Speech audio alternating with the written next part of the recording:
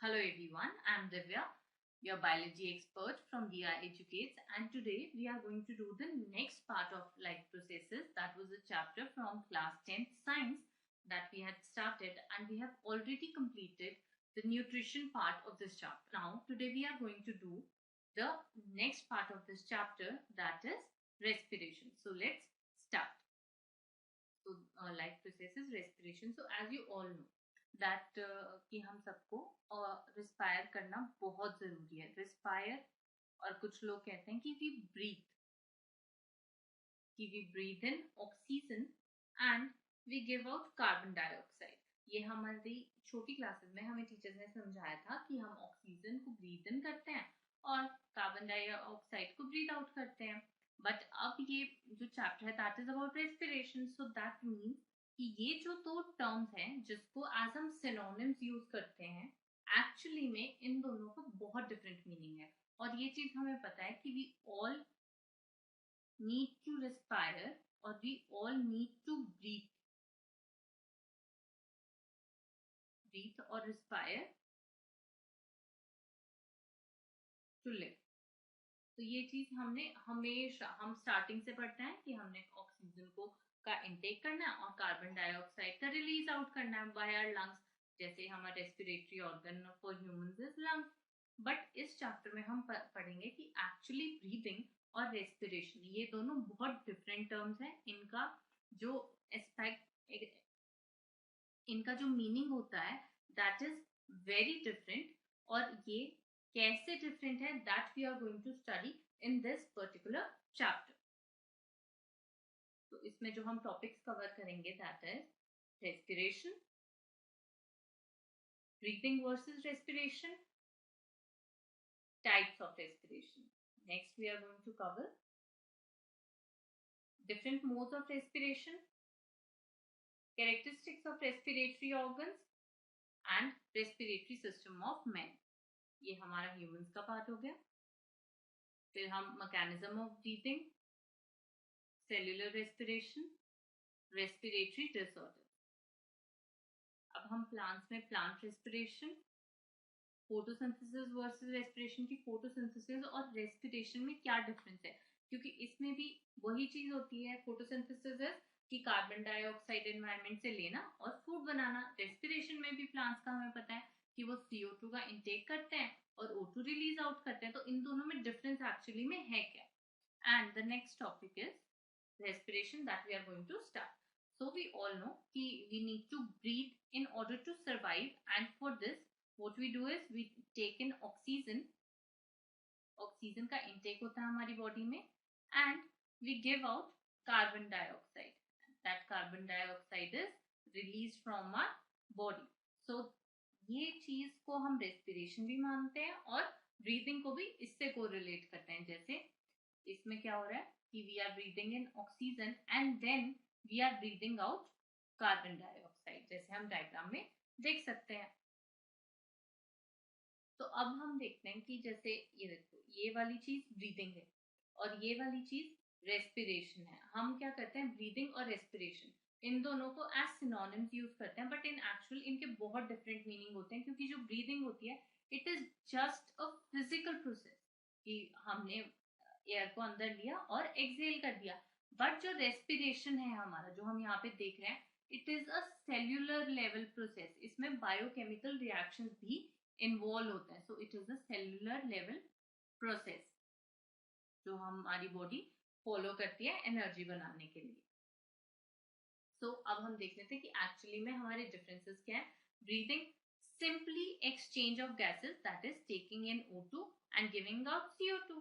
इधर क्या होता है, it is intake of O2 and it is used for oxidation of food, food को ब्रेक डाउन करना, एंड देन रिलीजिंग CO2. काम वही हो रही है बट इसमें it is required for oxidation of food. First difference. Second हमारा है it is a physical process.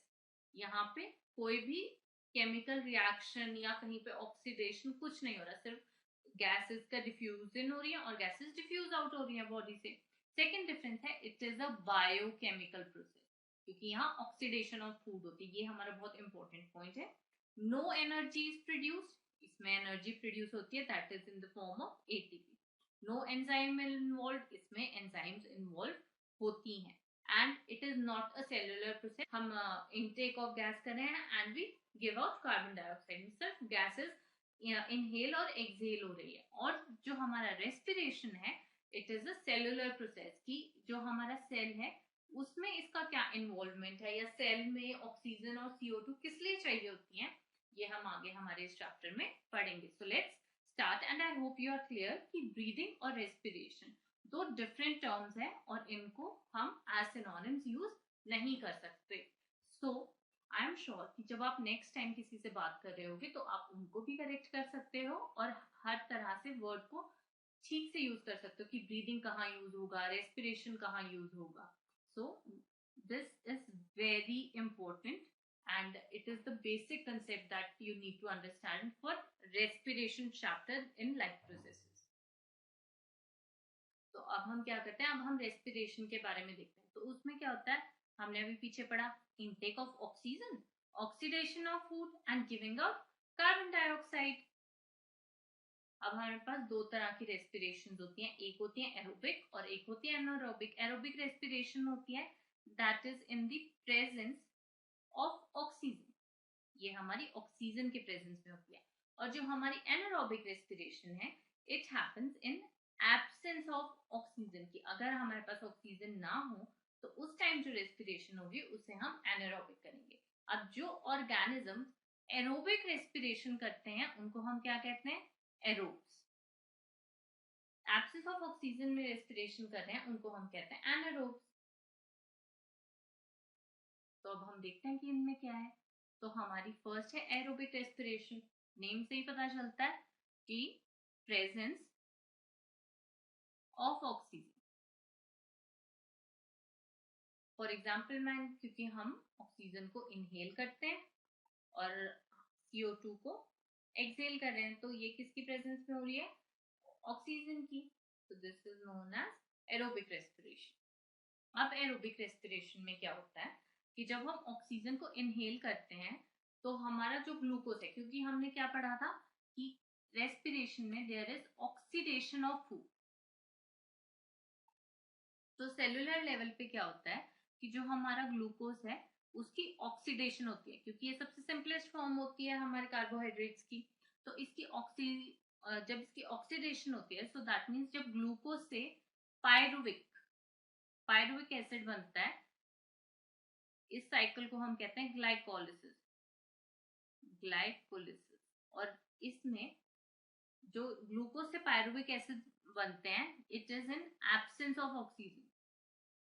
यहाँ पे हमारी ऑक्सीजन हमें रिक्वायर्ड नहीं है, बट इससे आगे जो प्रोसेस हो रहा है दैट इज पायरुविक एसिड से जब हम एनर्जी बना रहे हैं जो हमारी बॉडी एक्चुअली में यूज करती है, जिसके लिए हम खाना खाते हैं, that is 38 ATP plus carbon dioxide जो रिलीज आउट हो जाएगी प्लस वाटर मॉलिक्यूल. एक वाटर मॉलिक्यूल बनता है. तो ये जो एनर्जी बन रही है इसके लिए we need oxygen. So here we require presence of oxygen. So glucose to pyruvic acid, oxygen is not required and the process is known as glycolysis. और pyruvic acid से जब हमारी एनर्जी में कन्वर्जन हो रहा है we require oxygen and इसको हम Krebs साइकिल भी कहते हैं. तो ये हमारा सेल है जिसमें ये सारे सेल के ऑर्गेनेल्स हैं, nucleus, nucleolus, endoplasmic reticulum, Golgi body, centrosome, mitochondria, secretory vesicles, ribosome, cytoplasm, cell membrane, lysosome, microtubules, जहां पे ये सारा प्रोसीजर जो अभी हमने पढ़ा होता है. तो अब हम आगे देखते हैं. नेक्स्ट इज हमारी anaerobic respiration. Anaerobic and aerobic, that means it happens in absence of O2. So it takes place in absence of O2. For example, some bacteria, ये हमारे smaller living organisms में होती है, या माइक्रो ऑर्गेनिजम्स जिनको हम जानते हैं, माइक्रो ऑर्गेनिजम्स मेनली बैक्टीरिया में हमें देखने को मिलती है. सो लेट्स सी कि इसमें क्या होता है. इसमें क्या होता है कि जो हमारा ग्लूकोज है ये पायरुविक एसिड तक सेम प्रोसीजर फॉलो होगा यहाँ तक, क्योंकि यहाँ तो एब्सेंस ऑफ ऑक्सीजन पीछे भी हम देख के आए एरोबिक में, तो यहाँ पे तो ऑक्सीजन रिक्वायर्ड ही नहीं है, तो ये तो सेम प्रोसीजर फॉलो हो रहा है. And this is again known as glycolysis. Same वैसे ही अब जो पायरुविक एसिड से अब यहाँ पे हमें ऑक्सीजन नहीं चाहिए, वहां पे हमें ऑक्सीजन जब मिलती है तो वो 38 ATP बनाते हैं. Here we don't require oxygen. Oxygen is not required. It happens in absence of O2. तो जब ये absence of oxygen में lactic acid में convert करती है 2 ATP molecules. देखो एरोबिक रेस्पिरेशन जो थी उसमें कितने थे 38 ATP, और यहाँ पे जो एनारोबिक रेस्पिरेशन है उसमें क्या बने हैं 2 ATP. So see the difference, aerobic और एनारोबिक. लैक्टिक एसिड की प्रोडक्शन होती है और यहाँ पे CO2 रिलीज नहीं होता, और यहाँ 38 ATP में हमारा CO2 इज ऑल्सो रिलीज, और एक वाटर मॉलिक्यूल्स तो दोनों में फॉर्म होता है. So this is the difference in aerobic and anaerobic respiration, that after pyruvic acid formation we do not require oxygen, and if there is absence of oxygen production of lactic acid happens. Production of lactic acid, तो हमारा lactic acid बन रहा है और सिर्फ 2 ATP बन रहे हैं. दैट इज एनर्जी जो प्रोड्यूस हो रही है that is very low as compare to aerobic respiration. और ये मेनली अगर हमें ह्यूमंस में देखनी हो तो it happens in our muscles जब हम बहुत विग्रस एक्सरसाइजेस करते हैं. और ये कहाँ पे यूज होती है, ब्यूरीज में भी यूज होती हैं, जैसे जहाँ पे वाइन्स बियर ये सब फॉर्म होती हैं वहां पे भी हमारी एनारोबिक रेस्पिरेशन करवाई जाती है. दैट इज ग्लूकोज को पायरुविक एसिड में कन्वर्ट किया जाता है इन absence of oxygen, and in absence of oxygen pyruvic acid is converted into ethanol 2 ATP and H2O. और इस प्रोसेस को हम क्या कहते हैं फर्मेंटेशन, और ये हमारे किसके हेल्प से करवाया जाता है माइक्रो ऑर्गेनिजम्स की हेल्प से. तो जिसकी वजह से जो पायरुविक एसिड बनता है वो कन्वर्ट कर देते हैं उसको इथेनॉल में in absence of oxygen, and this is known as fermentation. अब हमारा नेक्स्ट क्या है कि why do we feel fatigue during vigorous exercises. इसमें क्या होता है कि जब हम एक्सरसाइजेस कर रहे होते हैं तो हमारे में ऑक्सीजन, हमारी बॉडी में हर सेल में ऑक्सीजन की डिमांड इंक्रीज हो जाती है. ठीक है, क्योंकि ऑब्वियसली एनर्जी ज्यादा प्रोड्यूस हो रही है क्योंकि हम बहुत ज्यादा विग्रस एक्टिविटीज कर रहे हैं, तो हमारी एनर्जी हमें क्या चाहिए ज्यादा, जिसकी वजह से सेल्यूलर रेस्पिरेशन ज्यादा होगी तो ऑक्सीजन की डिमांड क्या होगी इंक्रीज. बट अगर हमारी बॉडी में उस लेवल की ऑक्सीजन नहीं है तो हमारी मसल्स क्या करती हैं, जो हमारे मसल के सेल्स हैं they start anaerobic respiration. Anaerobic respiration में क्या होता है, एनारोबिक रेस्पिरेशन में हम अभी पढ़ के ही आए हैं ग्लूकोज का ब्रेक डाउन कराएंगे और उसको पायरुविक एसिड में कन्वर्ट कर देंगे. पायरुविक एसिड में कन्वर्ट हुआ उसके बाद फिर ऑक्सीजन नहीं मिल रही सेल को, ऑक्सीजन की तो एब्सेंस है, तो वो क्या करेंगे अब कुछ तो एनर्जी देनी पड़ेगी बिकॉज बॉडी इतना विग्रस एक्सरसाइज कर रही है. तो वो क्या करते हैं एनारोबिक रेस्पिरेशन पे स्विच करते हैं फटाफट, लैक्टिक एसिड फॉर्म होता है जो हमारी मसल्स में एक्यूमुलेट हो जाएगा और 2 ATP और वाटर मॉलिक्यूल बन जाता है. तो मतलब वो बॉडी कहती है कुछ नहीं से तो बेटर है कि हम 2 ATP एनर्जी प्रोवाइड करें, जिसकी वजह से अब डिमांड 38 ATP बन रहा है एक जगह और मसल सेल्स में हमारा 2 ATP बन रहा है. तो जो हमारा लैक्टिक एसिड है it start accumulating in muscles, lactic acid accumulate हो गया और एनर्जी क्या मिली सिर्फ 2 ATP, जिसकी वजह से we feel fatigue during vigorous exercises. See, during the exercises our muscles show anaerobic respiration, thus energy produced per glucose molecule is only 2 ATP and rest is lactic acid जो कि ultimately हमारी muscles में store हो रहा है.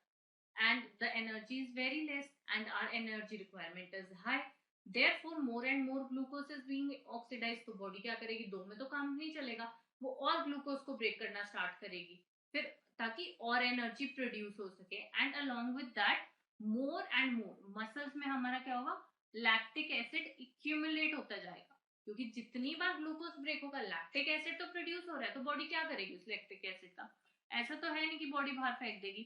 सो the lactic acid is accumulated in our muscles, और जिनकी वजह से जब हम एक्सरसाइज स्टॉप कर देते हैं तो हमें क्या पड़ जाते हैं क्रैम्प्स. और ये क्रैम्प्स किसकी वजह से होते हैं, ये लैक्टिक एसिड जो हमारी मसल्स में एक्यूमुलेट हो गए. तो इसीलिए we feel fatigue and later on we can see cramps in our muscles कि जब हम बहुत ज्यादा विग्रस एक्सरसाइज करते हैं। अब हमने देखने मोड्स ऑफ रेस्पिरेशन। अब ऐसा तो है नहीं जैसे ह्यूमंस में तो बहुत कॉम्प्लेक्स सिस्टम है, तो जो हमारे छोटे ऑर्गेनिजम्स होते हैं वो इतने कॉम्प्लेक्स सिस्टम को सपोर्ट नहीं कर सकते, उनकी बॉडी उस चीज के लिए बनी ही नहीं। तो there are different modes of respiration which are followed by each and every organism to fulfill their energy requirement or the rate of respiration that they want or the inhale and exhale of gases. तो अब इसमें क्या होता है, जो हमारे कुछ organisms में होती है थ्रू स्किन, तो that is known as cuticular respiration, कि उनकी ये स्किन है, ये जितना स्किन है ये रिस्पायर करेगी, इसी स्किन के सरफेस एरिया के थ्रू इनहेल होगा और इसी के थ्रू एक्सहेल हो जाएगा। ठीक है। अब दूसरा है थ्रू ग्रिल्स, जिसे हम कहते हैं ब्रैंकियल रेस्पिरेशन। गिल्स को क्या कहते हैं, ब्रैंकियल रेस्पिरेशन, और ये यूजुअली हमें एक्वेटिक ऑर्गेनिजम्स में देखने को मिलता है, एक्वेटिक ऑर्गेनिजम्स। और इसका मेन जो एग्जांपल है हमारा that is fish. Fish respire through gills. Next हमारा आता है इंसेक्ट्स में कैसे होती है, it is through trachea and इसे हम ट्रेकियल रेस्पिरेशन कहते हैं। देखो ये जो हमें ट्यूब सी दिख रही है ब्लू कलर की, और यहाँ से ये है स्पाइरेबल, कि जो हर बॉडी सेल से ऑक्सीजन या जो भी उनकी गैस उन्होंने एक्सेल या इनहेल करनी है वो वापस लाते हैं, देन और फिर उसके बाद through trachea it moves out, या थ्रू ट्रेकिया जो हमारी ऑक्सीजन है वो सेल्स के पास पहुंचती है। तो इसे हम कहते हैं tracheal system and this is known as spiracles as you can see in the diagram. Last हमारा जो सबसे कॉम्प्लेक्स सिस्टम आता है दैट इज थ्रू लंग्स, जिसे हम कहते हैं pulmonary respiration. So lungs, so our respiration is known as pulmonary respiration. So next thing, अब हमारे कैरेक्टरिस्टिक्स ऑफ रेस्पिरेटरी ऑर्गन क्या होना चाहिए, कि जो भी रेस्पिरेटरी ऑर्गन है उसमें ये कैरेक्टरिस्टिक होने चाहिए ताकि वो एफिशिएंटली फंक्शन कर सके। अब वो क्या होते हैं कि भाई वो मॉइस्ट होना चाहिए, ठीक है। नेक्स्ट थिन, जिसके थ्रू गैसेस पास कर सके।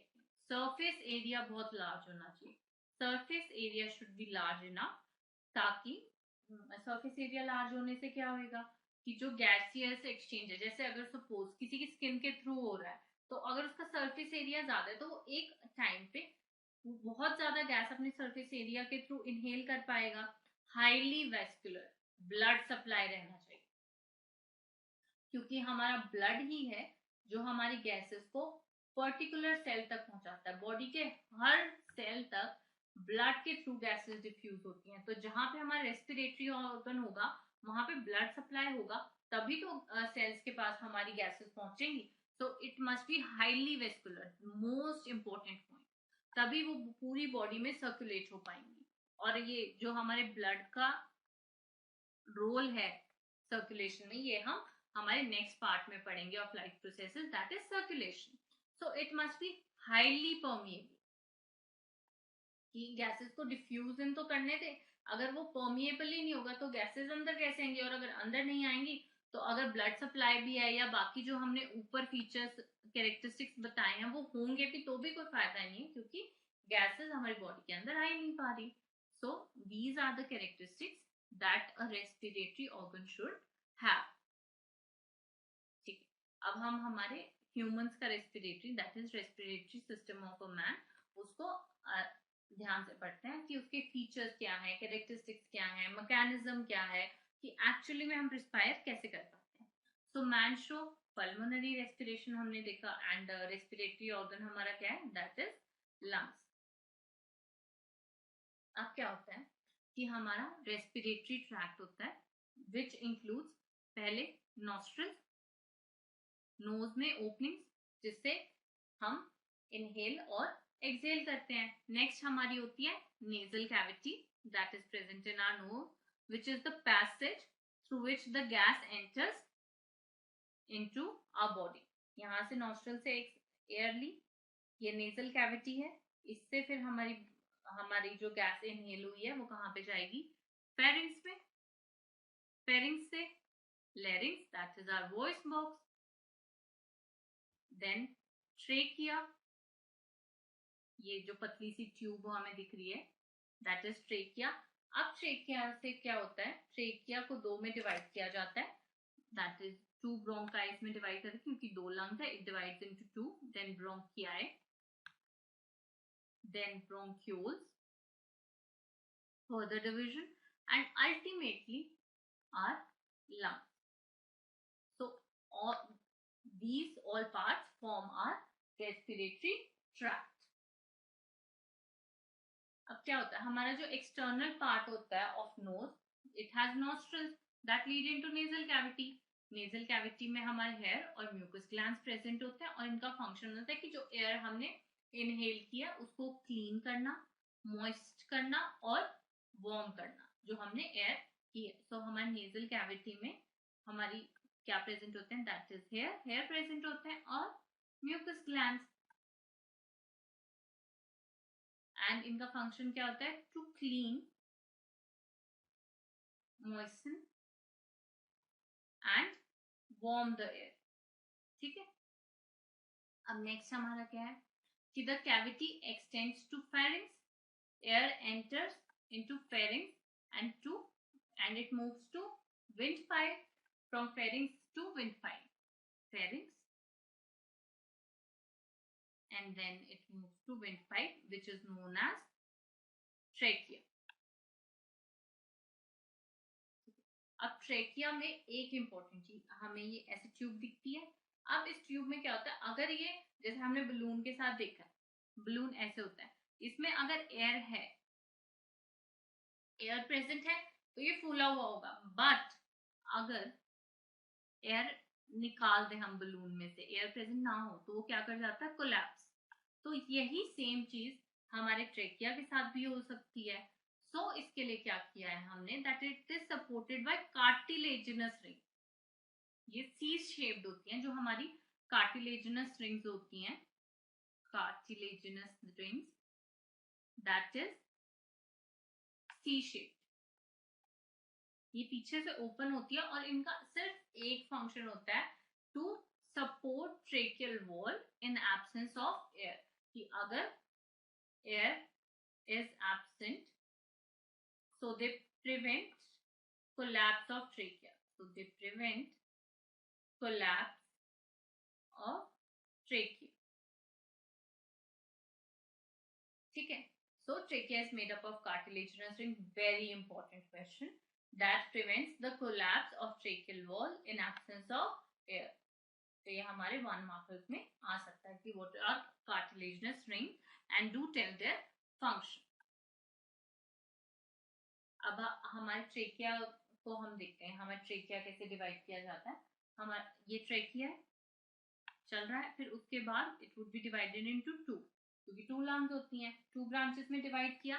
आगे हर ब्रांच फर्दर प्राइमरी, सेकेंडरी और टर्शरी ब्रोंकियाई में डिवाइड होती है। टर्शरी ब्रोंकाई में डिवाइड हो गई। अब ब्रोंकाई से डिवाइड होके अगेन जो फर्दर इनकी डिविजन्स बनेंगी उनको हम बोलेंगे ब्रोंक्यूल्स। ब्रोंक्यूल्स के आगे हमें देखने को मिलते हैं अ सैक लाइक स्ट्रक्चर। देखो ऐसे सैक लाइक स्ट्रक्चर्स होते हैं which are known as alveoli, या जिन्हें हम एयर सैक्स भी कहते हैं, जिसमें फाइनली हमारी gaseous exchange between the blood हमें देखने को मिलता है। और जो हमारे एल्वियोलाई हैं, एल्वियोलाई हमारा लास्ट पार्ट होता है, सो alveoli it is supplied or we can by blood, or we can say it is highly vascular, क्योंकि यहाँ पे हमारा gaseous exchange हमें देखने को मिलता है। So we can say that the trachea is further divided into 2 branches which are known as bronchi, and which are further divided into primary, secondary, tertiary bronchi, and then into bronchioles, and finally they have air sacs which are known as alveoli। देखो यहाँ पे जो ये and पे ये चीज है, these are alveoli, जो हमारे सैक्स हैं। देखो यहाँ पे ट्रैकिया आया, 2 में डिवाइड किया, 2 ब्रांचेस में, आगे प्राइमरी डिवीजन, सेकेंडरी के आगे टर्शरी डिवीजन, और finally it leads into alveoli। अब ये जो हमारे एयर सैक्स हैं, they are surrounded by tufts of capillaries because they need to be, हमें पता है हमारा कोई भी रेस्पिरेटरी ऑर्गन हो, it need to be highly vascular. And जो हमारे लंग्स की आउटर कवरिंग होती है it is known as pleura. तो अब हम देखते हैं हमारा मैकेनिज्म ऑफ ब्रीदिंग कि हम how do we actually breathe. तो इसमें हमारी क्या क्या चीजें इन्वॉल्व होती हैं, कौन से ऑर्गन्स। फर्स्टली रिब्स, जो हमारा ये केज लाइक स्ट्रक्चर हमें दिख रहा है which protect our lungs. Second हमारा होता है डायफ्राम, जो हमारे एब्डोमिनल कैविटी के ऊपर प्रेजेंट है, दिस इज डायफ्राम। यहाँ पे इसके रिब्स के नीचे ऐसे एक डोम शेप स्ट्रक्चर होता है जिसे हम कहते हैं डायफ्राम। नेक्स्ट हमारी इन्वॉल्व होती है abdominal muscles that is present below the diaphragm. And last हमारी होती है बैकबोन, और ये हमारी है ब्रेस्ट बोन। ठीक है, तो अब हम देखते हैं कि होता क्या है एक्चुअली में। इंस्पिरेशन के टाइम क्या होता है कि हमारे जो रिब्स हैं दे आर पुल्ड अपवर्ड, क्योंकि देखो जब भी हम इनहेल करते हैं, आप इनहेल करके भी देखो खुद, व्हेन वी इनहेल तो एकदम से हमारी जो चेस्ट है वो फॉरवर्ड मूव करती है और ऊपर को निकल जाती है। So that means our ribs are pulled up forward and upward. Then क्या होता है कि हमारा जो डायफ्राम जो यहाँ पे ऐसे डोम शेप था इट बिकम्स फ्लैट, एंड जो हमारी एब्डोमिनल मसल्स होती है, एब्डोमिनल मसल्स ये क्या कर जाती हैं, कॉन्ट्रैक्ट। अब हमारी मसल्स कॉन्ट्रैक्ट कर रही हैं, तो इस ये सारी चीजें होने का मतलब है कि ड्यूरिंग इंस्पिरेशन जो हमारी कैविटी होती है लंग्स में, साइज ऑफ कैविटी इंक्रीज। अब हमारा साइज ऑफ कैविटी इंक्रीज कर रहा है, देखो ब्रीद इन कर रहे हैं तो हम दे आर हमारे रिब्स को बाहर it's pulled outwards, diaphragm becomes flat, बिल्कुल सीधा हो जाता है। और जो हमारी यहाँ पे एब्डोमिनल मसल्स हैं उन्होंने क्या कर लिया, कॉन्ट्रैक्ट। हम ज्यादा देर तक कॉन्ट्रैक्ट भी नहीं रख सकते, तो कुछ टाइम के लिए यहाँ पे क्या हो रहा है, हमारी साइज ऑफ कैविटी इंक्रीज हो रही है। अब हमारी कैविटी का साइज इंक्रीज हो रहा है, दैट मीन्स प्रेशर यहाँ पे डिक्रीज हो रहा है। प्रेशर डिक्रीज हो रहा है दैट मीन्स लो प्रेशर बन रहा है यहाँ पे, और बाहर ऑक्सीजन बहुत ज्यादा अमाउंट में, दैट मीन्स बाहर हाई प्रेशर है। तो हमें पता है हमारी गैसेस का मूवमेंट कहाँ से होता है, high pressure to low pressure. So that means oxygen बाहर से हाई प्रेशर से it will come to low pressure. तो हमारी जितनी भी हमने ऑक्सीजन यानी हमारी एयर जो है फ्रॉम एटमॉस्फेयर हमारी बॉडी के अंदर आ जाती है, that is from outside to inside, and thus this procedure is known as inspiration. So this is how we inhale. Next is, this is the same. Due to this, the size of cavity increases, thereby decreasing the pressure of air. But outside pressure of air is high, therefore air from outside moves inside. Now next we see what happens in expiration. अब हम exhale करें तो मतलब हमारे जो ribs हैं they come back to their original position जो उनकी थी, डायफ्राम अगेन हमारा डोम शेप्ड हो जाता है, जैसे यहाँ पे हमें देखो बिल्कुल डोम शेप्ड हो गया। एंड जो हमारी एब्डोमिनल मसल्स है नीचे वो क्या करती हैं, रिलैक्स। अब रिलैक्स करती है तो इससे क्या हो रहा है कि हमारा जो साइज ऑफ कैविटी है it would be vice versa. Inspiration में जो हुआ यहाँ पे उसका सब उल्टा होगा। तो size of cavity it decreases, cavity decrease हुई तो दैट मीन्स साइज डिक्रीज हो रहा है तो प्रेशर क्या होगा, इंक्रीज। प्रेशर इंक्रीज हो रहा है तो मतलब हमारी बॉडी के अंदर हाई प्रेशर बन रहा है, और हमारी बॉडी के बाहर सराउंडिंग में CO2 का लो प्रेशर है। सो वो हमारी गैसेस सेम प्रोसीजर फॉलो करेंगी, high pressure to low pressure. अब बाहर low pressure so our gases will move out. तो हमारी जो CO2 है it moves out of the body and thus we exhale out CO2, or we can say this process is known as expiration. So CO2 moves out. तो ये हमारे procedure थे कि हम इंस्पायर कैसे करते हैं और हम गैस को एक्सेल आउट कैसे करते हैं। So again same thing, due to this the size of the cavity decreases. Mark this important, सिर्फ ये चीज important है, size of cavity decrease, thus the pressure increases of air, but outside the pressure is low, therefore air from inside moves to outside, and this is known as breathing out of air or expiration. अब हम देखते हैं कि हमारी cellular respiration क्या होती है। जो हमारे देखो अब ये चीज तो हमारी लंग्स में हुई ना कि हमने O2 को इनहेल किया, CO2 को एक्सहेल किया, बट हमारे सेल्स सिर्फ लंग्स में नहीं प्रेजेंट, वो तो हमारी पूरी बॉडी में प्रेजेंट है। तो हमारे each and every cell of the body, it will require O2 to perform oxidation of food to produce energy. And फिर अब ऑक्सीडेशन ऑफ फूड हुई है तो हमारी CO2 भी प्रोड्यूस होगी सेल के अंदर, फिर उसको एक्सेल आउट भी करना है।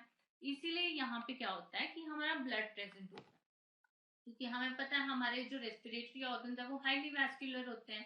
प्रेजेंस ऑफ ब्लड, तो यहाँ पे क्या होगा, देखो यहाँ पे एल्वियोलाई है हमारे जिसमें हमारी O2 प्रेजेंट है, और यहाँ हमारा ब्लड है, ब्लड में O2 कम है, तो यहाँ पे high pressure of oxygen, here is low pressure, तो ऑक्सीजन ब्लड में फ्लो कर जाती है। तो oxygen plus haemoglobin, that is our pigment present in the blood, ये दोनों आपस में कंबाइन करके क्या बनाते हैं, ऑक्सी हीमोग्लोबिन। अब हमें पता है कि जो हमारा ब्लड है वो सर्कुलेट होता है पूरी बॉडी में, तो वो हर सेल के पास जा रहा है, तो जब वो एक सेल के पास जाएगा, अगर यहाँ पे ये ऑक्सीजन डेफिशिएंट है कि ऑक्सीजन की यहाँ पे कमी है, तो ये क्या होगा, ये ब्लड आ रहा है सेल के पास से जा रहा है, देखो यहाँ साइड से गया, अब इस ब्लड में तो ऑक्सीजन और हीमोग्लोबिन का कॉम्प्लेक्स पड़ा है, तो यहाँ पे हाई प्रेशर है, यहाँ पे डेफिशिएंट है तो यहाँ लो प्रेशर है, तो यहाँ पे क्या होगा, यहाँ से ऑक्सीजन ब्रेक करेगा, क्योंकि हमारी गैसेस की एक प्रॉपर्टी होती है कि वो हाई प्रेशर से लो प्रेशर पे जाएंगी, तो यहाँ पे अब लो प्रेशर सेल में तो वो हीमोग्लोबिन से ब्रेक कर जाएगा और सेल के अंदर चला जाएगा, तो इसको कह दिया सेल्यूलर रेस्पिरेशन, कि सेल ने ऑक्सीजन ले ली, बट यहाँ पे इसके पास CO2 भी तो पड़ा होगा, क्योंकि पहले भी इसने फूड ऑक्सीडाइज किया है, पर हमारे ब्लड में CO2 की कमी है, मतलब CO2 के लिए हमारा ब्लड लो प्रेशर पे है और CO2 के लिए हमारा जो सेल है that is in high pressure, तो अगेन CO2 सेल से निकलेगा, ब्लड के साथ कंबाइन करेगा और फॉर्म कर देगा CO2 प्लस हीमोग्लोबिन, कार्बमिनो हीमोग्लोबिन, तो उसने ये वाला कॉम्प्लेक्स फॉर्म किया, और वो ब्लड फिर जब पूरे सेल के पास जाए, हर बॉडी के सेल के पास जा रहा है, वहां पे यही सेम प्रोसीजर हो रहा है, कार्बन डाइऑक्साइड कलेक्ट होती जा रही है, अल्टीमेटली वो हमारी कार्बन डाइऑक्साइड लंग्स के पास पहुंचेगी, लंग्स में भी लो प्रेशर है बट ब्लड में तो हाई प्रेशर है CO2 का, तो यहाँ पे क्या करेगी हमारी CO2, यहाँ से हीमोग्लोबिन से ब्रेक करेगी और लंग्स में CO2 चली जाएगी, और फिर हमारा कौन सा प्रोसीजर फॉलो होता है, दैट जो अभी हमने पढ़ा था एक्सपीरेशन, कि हम CO2 को रिस्पायर आउट कर देते हैं। तो this is all about cellular respiration, कि कैसे हमारे ईच एंड एवरी सेल के पास हमारी ऑक्सीजन पहुंचती है और CO2 को रिलीज किया जाता है।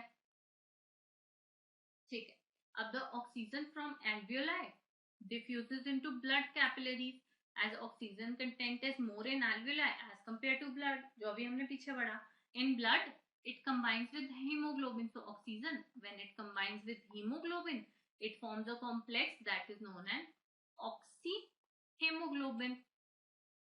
अब उसने ऑक्सी हीमोग्लोबिन बना लिया, तो अब ये सारा ब्लड क्या करेगा, हर सेल के पास जाएगा, so this complex breaks near the tissue where oxygen diffuses into the cell of the tissue as oxygen content is more in blood as compared to the cell, तो again वही phenomena follow होगा, high pressure to low pressure।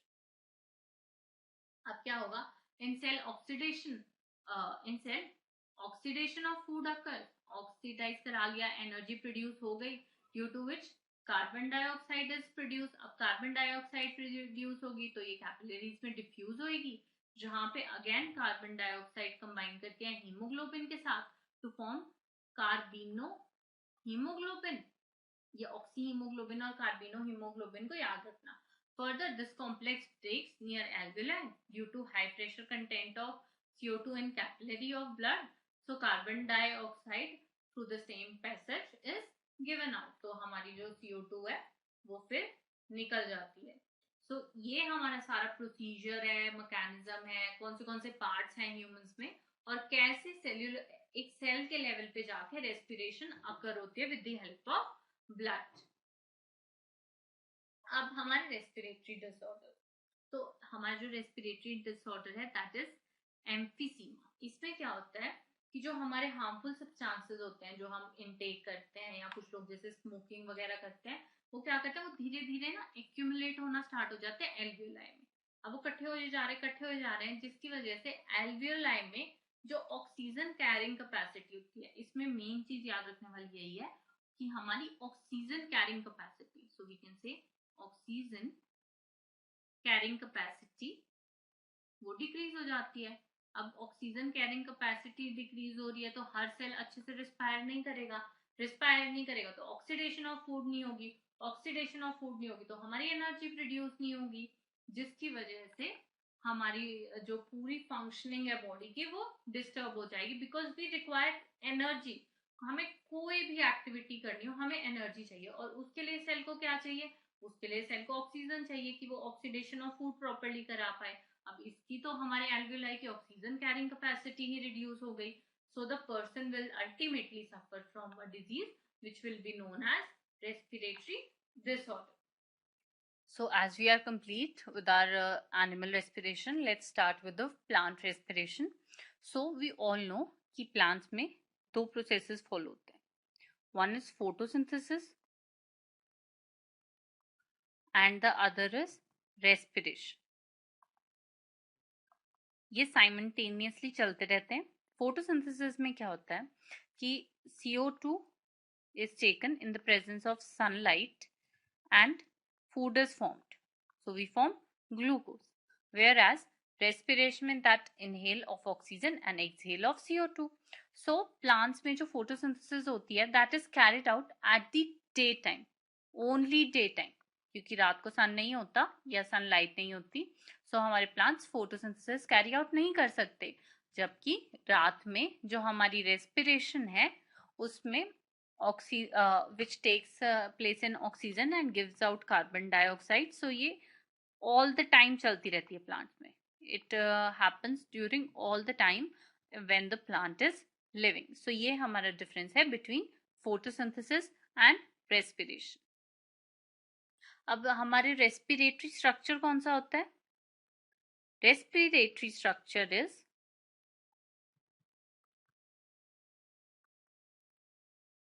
Stomata. जैसे हमारी lungs होती है plants में होते हैं स्टोमाटा, स्टोमाटा में बीन शेप्ड स्ट्रक्चर्स होते हैं, किडनी बीन शेप्ड स्ट्रक्चर, और ये आपस में जॉइंट होते हैं, इनको हम कहते हैं गार्ड सेल्स, जो ओपनिंग और क्लोजिंग ऑफ स्टोमाटा को कंट्रोल करते हैं, और यहाँ पे पोर प्रेजेंट होते हैं।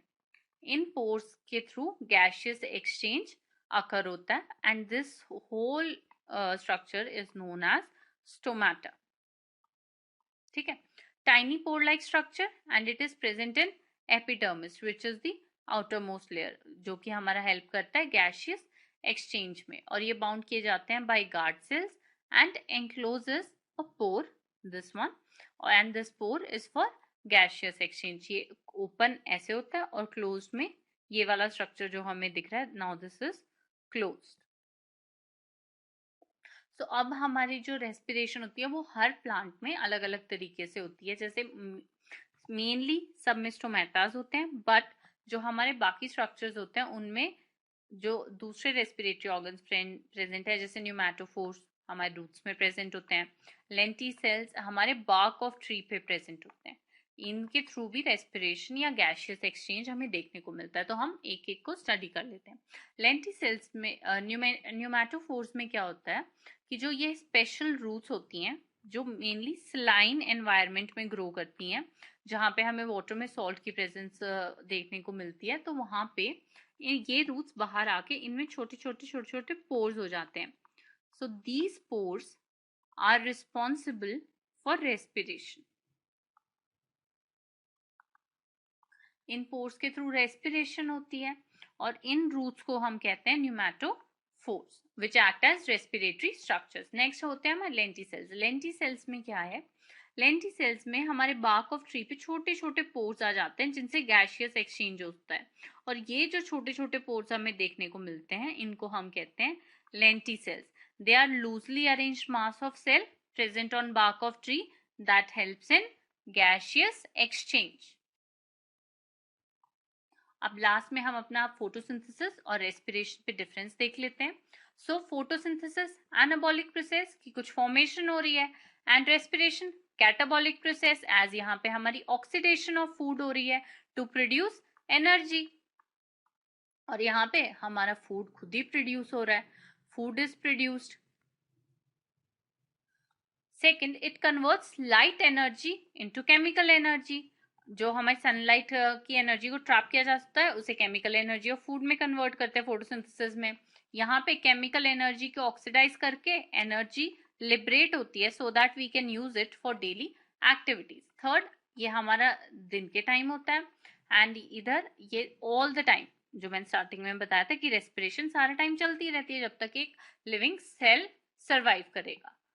It uses carbon dioxide gas and liberates oxygen. It uses oxygen gas and liberates CO2. It occurs only in cell containing photosynthetic pigment.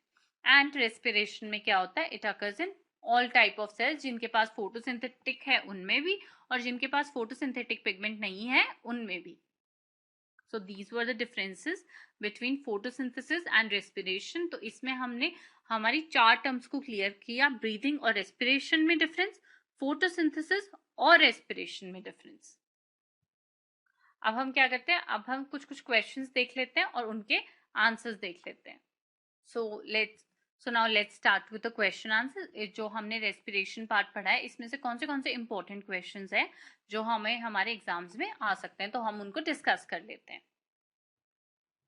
हमारा पहला क्वेश्चन है, differentiate between respiration and direct respiration and indirect respiration.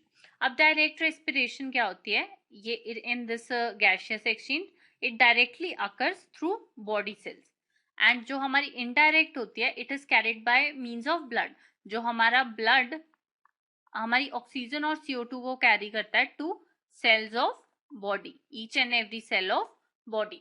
ये mainly होती है diffusion के through, and it involves special organ like lungs. ये हमेशा हमारे कॉम्प्लेक्स ऑर्गेनिजम्स में देखने को मिलती है। इनडायरेक्ट रेस्पिरेशन, डायरेक्ट रेस्पिरेशन में ब्लड इज नॉट इन्वॉल्व, जैसे थ्रू स्किन सरफेस होती है, और जो इनडायरेक्ट होता है इसमें blood transport the gases to all the body cells. तो इसका एग्जाम्पल हो गया हमारा अमीबा और इसका एग्जाम्पल हो गया हमारा man. Now the second question is differentiate between respiration in plants and animals. So respiration different parts से होती है plants के, root, stem and they respire separately. और जो हमारे animals में होता है वहां पे respiration occur as a unit, क्योंकि वहां पे एक ही respiratory organ होता है। plants में क्या होता है, there is little transport of gases, और animals में gases are transported to long distance, क्योंकि अगर leaves में respiration हो रही है तो वो वहीं के लिए यूज होगी, रूट्स अपना अलग से रिस्पायर करेंगी। Respiration rate is low, rate is higher, no heat is produced in animals.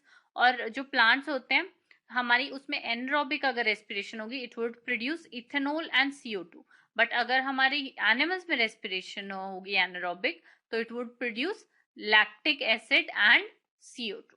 सो ये हमारे डिफरेंसेस हैं between plants and animals. Next क्या है, how roots of plants respire. तो रूट्स क्या होती है, in young roots they obtain O2 from soil particles with the help of root hairs. जैसे ये रूट्स हैं इनके साइड में छोटे छोटे हेयर्स प्रेजेंट होते हैं to increase the surface area of absorption, जिसकी वजह से ज्यादा O2 को वो रिस्पायर कर सके। और जो रिस्पायर्ड होती है it is mean by diffusion, in simple way CO2 is given out. और जो ओल्डर रूट्स होती हैं they respire through loosely arrange cells, जिन्हें हम लेंटी सेल्स कहते हैं, कि जो हमारी रूट होती हैं उस पे रूट हेयर्स एब्सेंट होते हैं तो वो छोटे छोटे पोर्स बना लेते हैं अपनी रूट्स पे, which are known as lenticels. अब हमारा नेक्स्ट क्वेश्चन है, that is how plants growing in saline soil respire separately. How plants growing in saline soil respire.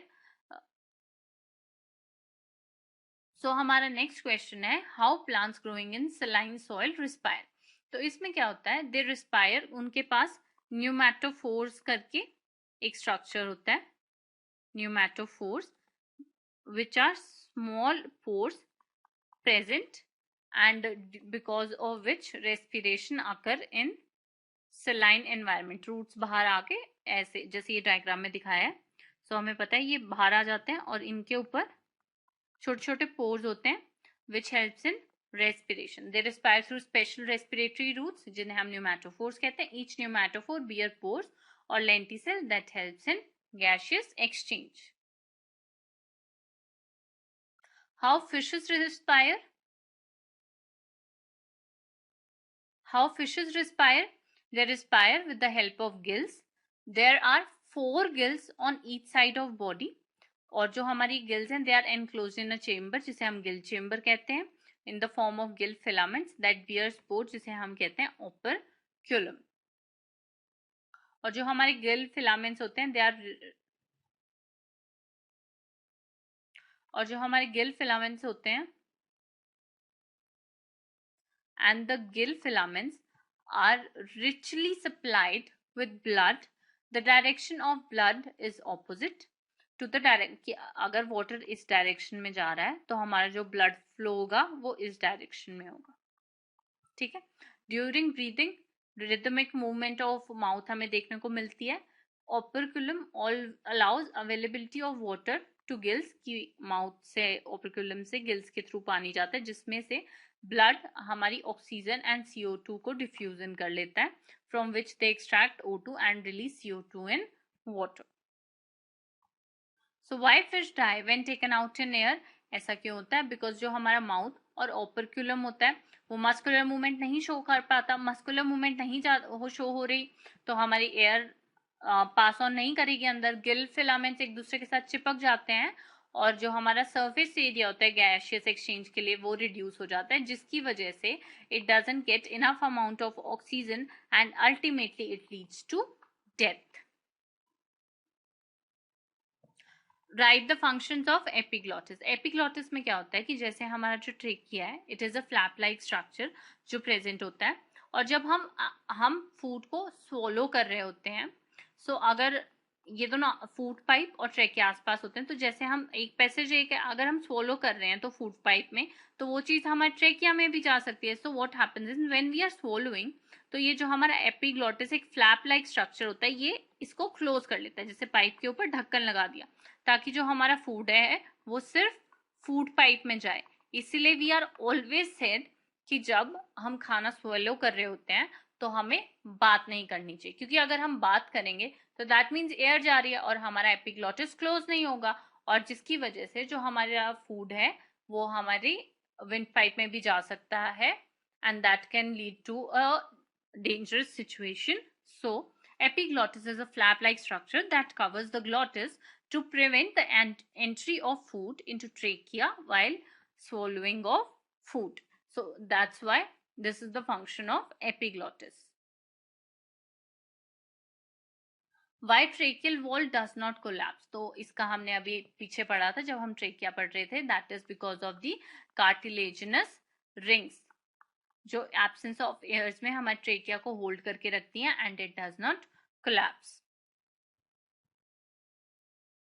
Which organelle is associated with production of energy? That is mitochondria. It produces energy in form of ATP, that is adenosine triphosphate.